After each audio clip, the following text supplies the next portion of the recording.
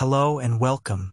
Today, we're going to take a focused look at the key practice-changing updates from the 2026 ACC/AHA Guideline on the Management of Dyslipidemia.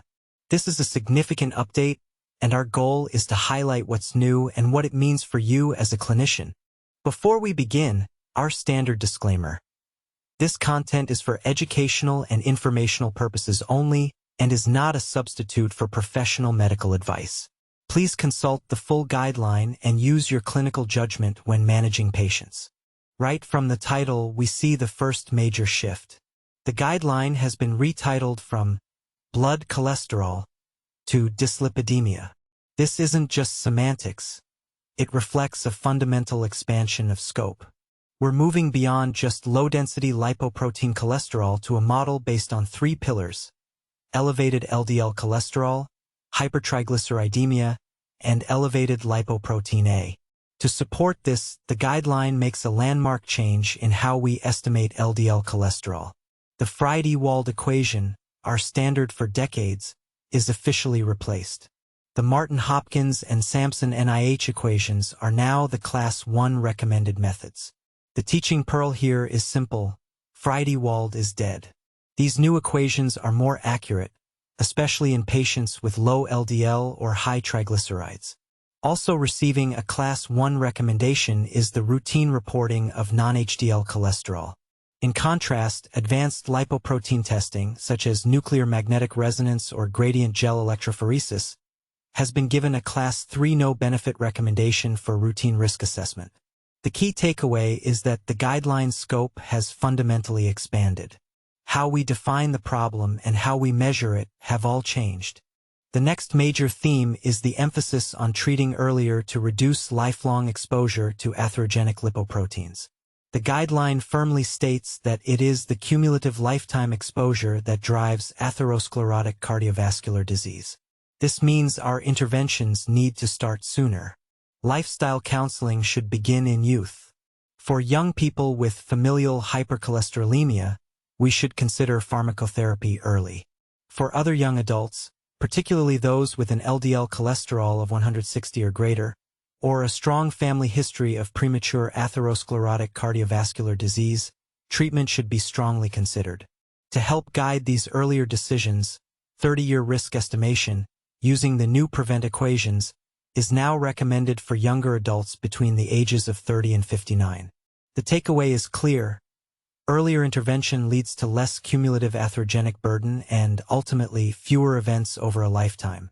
Perhaps the biggest change in risk assessment is the complete replacement of the pooled cohort equations. The new PREVENT atherosclerotic cardiovascular disease equations are now the standard for adults aged 30 to 79 without established atherosclerotic cardiovascular disease. These equations were derived from over 3 million contemporary U.S. adults and have two major advantages. They are more accurate, and, importantly, race and ethnicity are not variables in the calculation. Alongside the new equations comes the CPR framework. First, you calculate the 10-year and 30-year atherosclerotic cardiovascular disease risk. Second, you personalize that risk by considering risk enhancers not included in the equations. And third, you reclassify and reassess, using tools like coronary artery calcium scoring to refine the decision and recommend treatment. The risk categories have also been updated with lower thresholds. Low risk is now less than 3%. Borderline is 3 to less than 5%. Intermediate is 5 to less than 10%. And high risk is 10% or greater. The key takeaway here is that PREVENT is more accurate, more inclusive, and, on average, produces lower risk estimates than the old pooled cohort equations.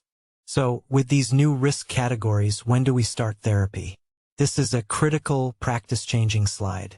The clinician-patient discussion is now the explicit gateway to treatment. For patients at borderline risk, that's a 10-year risk of 3 to less than 5%, lipid-lowering therapy can be considered after that discussion. For patients at intermediate risk, 5 to less than 10%, lipid-lowering therapy should be considered. The guideline uses this specific language, can versus should, to guide our approach. At the higher end of intermediate risk, a high-intensity statin is noted to be beneficial. The key takeaway is that the clinician-patient discussion is now the essential step to initiating therapy in these lower-risk groups. Don't skip it. In a major reversal from the 2018 guideline, absolute treatment goals are back. And they return alongside percent reduction targets. Every clinical setting now has a trio of goals: an LDL cholesterol goal, a non-HDL cholesterol goal, and a percent LDL reduction goal. As you can see in the table, for patients at borderline or intermediate risk, the goal is an LDL below 100, a non-HDL below 130, or at least a 30 to 49% reduction. For high-risk primary prevention or patients with a coronary artery calcium score of 100 to 299, the goals are an LDL below 70, a non-HDL below 100, and at least a 50% reduction. For atherosclerotic cardiovascular disease patients not at very high risk, the initial goal is an LDL below 70, with consideration of going to below 55. And for our highest risk patients, those with very high risk established atherosclerotic cardiovascular disease, the goal is an LDL below 55 and a non-HDL below 85. The takeaway is simple: goals are back, and they come in threes. The 2026 guideline elevates the importance of lipoprotein A. It is now a Class 1 recommendation to measure lipoprotein in all adults at least once in their lifetime. Because it's genetically determined, a single measurement is generally sufficient. The teaching pearl here is lipoprotein A once and done. The guideline establishes clear risk thresholds. A level of 125 nanomoles per liter or greater confers about a 1.4-fold increased risk and is considered a risk enhancer. A very high level, 250 nanomoles per liter or greater, is associated with at least a 2-fold increased risk and places the patient in a high-risk category. When elevated lipoprotein is found, cascade testing for first-degree relatives is also a Class 1 recommendation. Management focuses on more aggressive LDL cholesterol lowering and risk factor control. Apolipoprotein B, or ApoB, is now formally recognized as a Class 2A tool for assessing residual risk. It's particularly useful in specific clinical scenarios. Patients with high triglycerides over 200, those with diabetes, or those who have already achieved an LDL cholesterol level below 70. It's also useful for patients with established atherosclerotic cardiovascular disease or cardiovascular kidney metabolic syndrome. The value of ApoB is that it measures the total number of atherogenic particles, not just the cholesterol mass within them. This helps identify residual risk when LDL cholesterol looks good, but the particle number is still high, a phenomenon known as discordance. It's also worth noting that the new Martin-Hopkins and Sampson-NIH equations, by being more accurate, help reduce this discordance in the first place. But the key takeaway remains. When LDL looks good but risk persists, check an ApoB. Counts the particles, not just the mass. Coronary artery calcium scoring has a greatly expanded and more prescriptive role. It's a Class 1 recommendation for risk stratification in intermediate risk patients, and can be considered in select borderline risk patients, specifically men age 40 or older and women age 45 or older. Crucially, coronary artery calcium now drives specific treatment targets, as shown in the coronary artery calcium ladder. A score of 0 means you can likely defer therapy. A score of 1 to 99 warrants a goal LDL of less than 100. As the score rises, the goals become more aggressive, culminating in treating a score of 1,000 or more like secondary prevention, with a goal LDL of less than 55. The teaching pearl coronary artery calcium 0 equals therapy holiday is a useful one, but it comes with critical exceptions. You would not defer therapy in patients with familial hypercholesterolemia, diabetes, current smoking, an LDL of 190 or greater, or a strong family history of premature atherosclerotic cardiovascular disease. The takeaway is that coronary artery calcium is no longer just a binary decision maker. It's a tool for titrating therapy. For secondary prevention, the goals are now more aggressive, and the treatment algorithm is more flexible. For patients with very high-risk atherosclerotic cardiovascular disease, the LDL goal is now less than 55, with a non-HDL goal of less than 85. The guideline makes a point to say that the majority of patients with established atherosclerotic cardiovascular disease will qualify for this very high-risk category. In a key change, the guideline removes the requirement to add ezetimibe before initiating a PCSK9 monoclonal antibody, allowing for more flexible sequencing. New therapies like bempedoic acid and inclisiran are now formally incorporated into the treatment algorithm. And finally, long-term data from trials like Fourier and its open-label extension confirm the safety and efficacy of achieving LDL levels well below 55.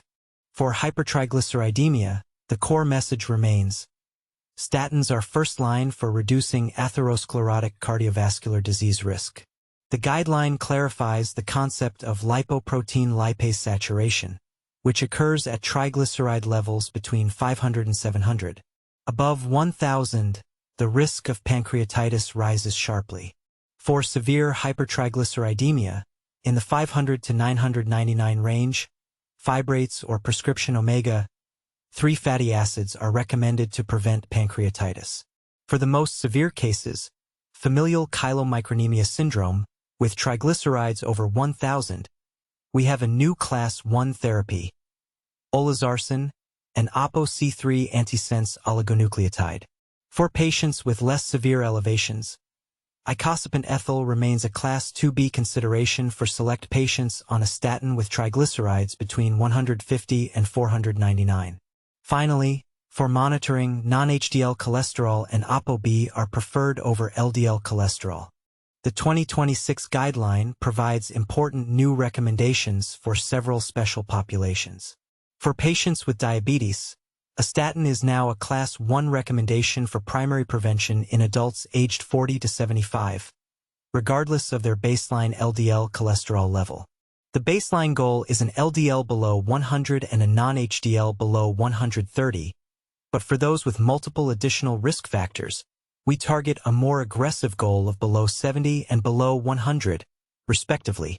Similarly, for chronic kidney disease stage 3 or 4 or HIV, a statin is a Class 1 recommendation for this age group, regardless of baseline LDL.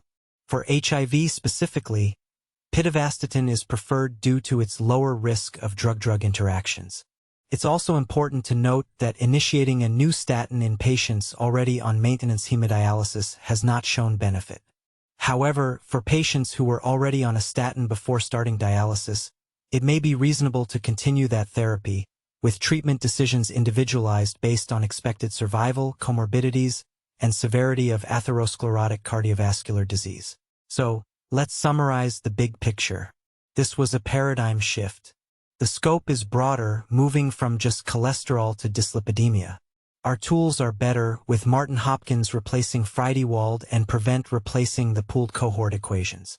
The 3% risk threshold now starts the conversation about therapy. Treatment goals are back, and they are comprehensive. We have a Class 1 recommendation to screen everyone for lipoprotein A. ApoB and coronary artery calcium scoring have more defined roles. Secondary prevention goals are more aggressive. We have new therapies for hypertriglyceridemia and LDL lowering. And finally, we have clear LDL-independent recommendations for our special populations. It's a lot to take in, but it represents a major step forward in our ability to prevent cardiovascular disease. This lecture has been a focused summary of the key changes. Your next step is to read the complete 2026 ACC/AHA Dyslipidemia Guideline for the full recommendations and supporting evidence, and to perform your own analysis. Thank you for your attention.